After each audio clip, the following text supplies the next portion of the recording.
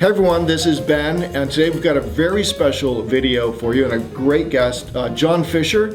As many of you know, John was Marketer of the Year in Great Legal Marketing in 2013. He's a New York medical malpractice attorney, and he's developed a really great referral marketing system that I just know you want to hear about because I'm fascinated every time I hear the story. So John, thanks for taking some time out and visiting us here in Fairfax. Sure. Just real brief background, what the nature of the practice is now. Okay, so what I do is catastrophic medical malpractice. Currently I have 16 active files, so my preference is to have about 8 or 9 active files at a time. Generally, we would need about 300 case referrals to get a single case. So we are extremely selective, catastrophic medical malpractice and wrongful death. Now, one of the interesting things you have done is almost shunned sort of even the traditional great legal marketing by going to consumers. Your marketing is all designed, as I understand it, to go to other lawyers, and you've done a terrific job. So that's what we want to talk about today. First, is that right? Absolutely. All right. And who is then the target market for you? My target market is a lawyer just like you. So what I'm trying to do, my ideal client is an attorney who does volume personal injury, preferably somebody who's maybe 20s, 30s, 40s, somebody who's kind of just starting out. They've got maybe 1,000, 2,000 cases. They have what would be described as a mill of personal injury cases. And what they're doing, but they don't handle medical malpractice. So when a medical malpractice case comes through their door, they're just looking to get it out. That's right. My ideal client. So typically in a firm like that would typically be spending a fair amount on general marketing. They may be on buses, on radio and TV. They're looking for the automobile accident, rear ender case, the Social Security case, the workers' compensation case, probably. They do get the calls, like everyone does. They get calls outside their practice area. All right, so how do you then establish yourself as someone either top of mind or the wise man at the top of the mountain, as we say, to these lawyers of firms with 2,000 or 3,000 cases? The beauty of this whole process is that once you get in on the inside and know an influential person, that person's going to expand your scope of referral base within their firm and with all the attorneys who refer business to them. So answering your question, how do you stay top of mind with them? It's a multimedia approach. And what this approach is basically a monthly newsletter that's geared just for lawyers. It's called Lawyer Alert, and it's packed with valuable information about practice. I read it every month. I get about 50 or 60 newsletters, as you might imagine, and yours is in that that top 10% of ones that I will actually go through and read every article. Right. So staying top of mind is a monthly mailed newsletter that goes out. I do event seminars where I speak to other attorneys about helping them with their practices. I have one called the Jury Project where I teach them how to use focus groups to present their cases to trial and how to perceive the biases and prejudices of a jury before you present your case at trial. So you will market, in essence, it's a free, right? Yes. Free seminar, sometimes with dinner or not. It's always dinner, and it includes actually the County Bar Association will sponsor it. They'll provide CLE credits. That's very smart, actually. That's very smart. And on top of that, usually I have a number of vendors who work with me, videographers, stenographers, and I'll offer to give them an endorsement at the event. In return, they'll pay for the services and promote it. So basically, such a great idea. There's very little out-of-pocket expenses associated with this. What you do, Ben, is you create say maybe about 30, 35 new referral sources. They come, you enter them into your newsletter campaign, but the most important thing, and this is the part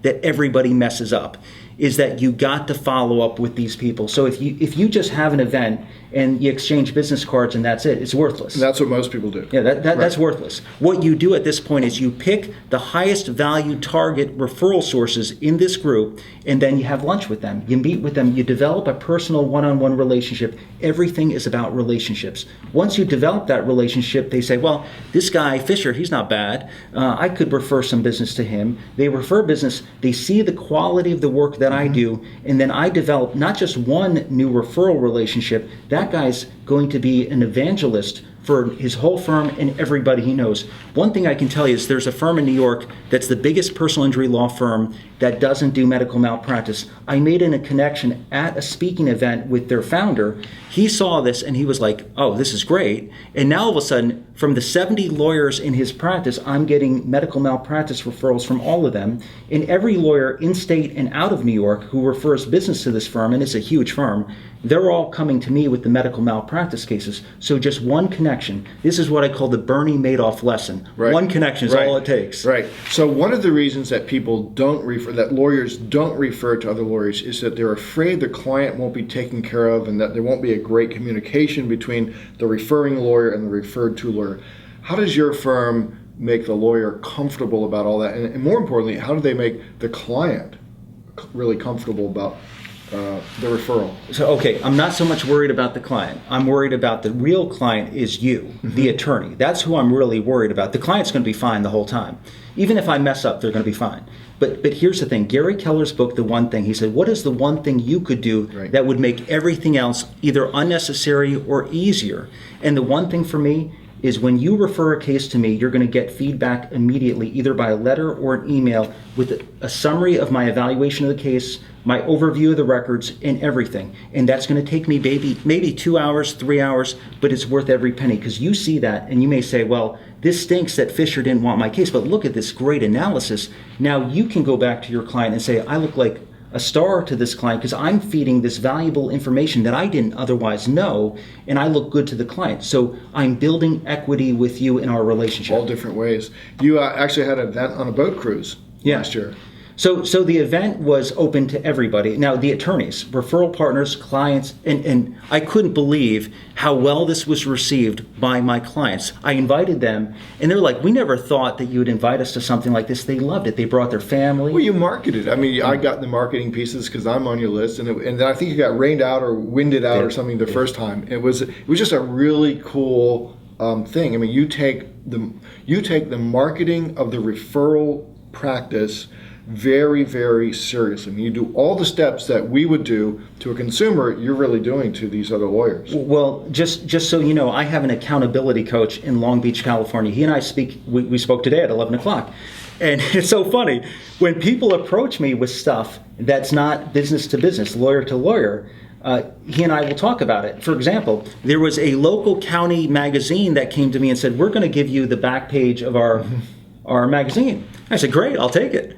And then I spoke with my accountability coach. He says, you're not taking that. I said, why not? It's free. And he said, aren't you going to pay a designer to do that? And I said, well, probably $200. And he goes, then you're not paying it. Because if we have a single penny that's not business to business, lawyer to lawyer related, we're not spending it. And that includes everything. We do no mass marketing. I don't believe in mass marketing. Right. Very cool. So, and now I'm really curious. Are you the one that's screening all these cases initially? No. We're actually not doing that.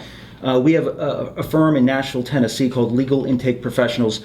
The calls go to them. They'll screen it, email my paralegal. She'll screen it. If the case has merit, I'll get it. But here's one big switch. If you refer a case to me, I give you my cell phone, you call me directly, and I'll handle it. Just this morning, I got a case just like that. An attorney I know from a big firm said, John, I got this case. I called the client. I'm meeting them tomorrow at the hospital. So that's what happens, because if it's a call off the street, I don't want to be involved in that unless it's a very serious case, because most of the cases we're not going to take. Right. By the time a lawyer refers it to you, it has had some level of intuition at least applied to it. Oh, this is a case John might be interested in, versus just call John because he does medical malpractice. Well, just think about it. If you refer a case to me, are you just going to refer some piece of junk to me? You're going to screen it, make sure there's big damages, big injuries, at least make sure that there's a theory of liability worth pursuing, and then you're going to say, John, I've got some of the medical records, here's the theory. In other words, with referral to referral marketing, you're getting the benefit of other attorneys who are pre-screening the case for you.